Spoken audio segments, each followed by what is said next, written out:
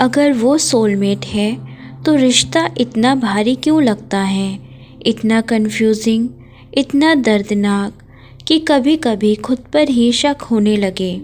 सच ये है, सोलमेट रिश्ता आसान नहीं होता।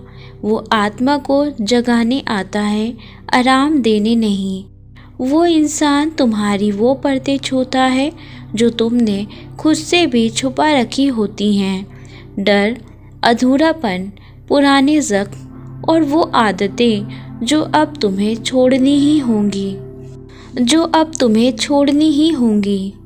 इसलिए दर्द होता है, इसलिए रिश्ता उलझा हुआ लगता है। सोलमेट तुम्हें पूरी तरह बदलने आता है।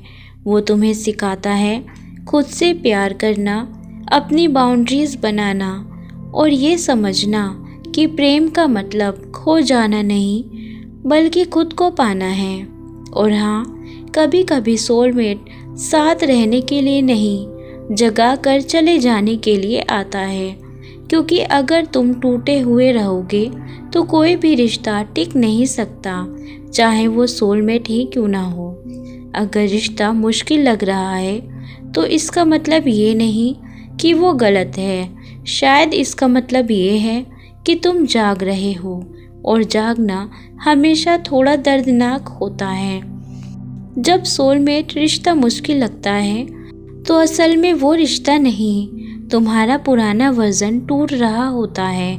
वो वर्जन जो कम में भी खुश हो जाता था, जो खुद को एडजस्ट करके दूसरों को बचा लेता था।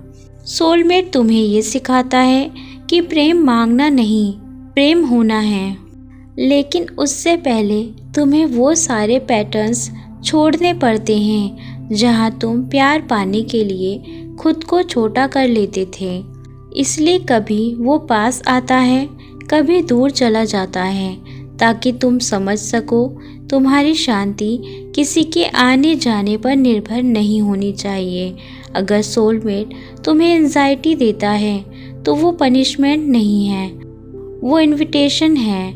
इनविटेशन खुद को हील करने का, अपने अंदर के बच्चे को संभालने का और वो सवाल पूछने का, मैं इतना डर क्यों रहा हूँ। क्योंकि सोलमेट रिश्ता अटैचमेंट तोड़ता है और वो तुम्हें आत्मनिर्भर प्रेम सिखाता है। वो चाहता है तुम उसके साथ इसलिए रहो क्योंकि तुम पूरे हो, ना कि इसलिए क्योंकि तुम अधूरे हो।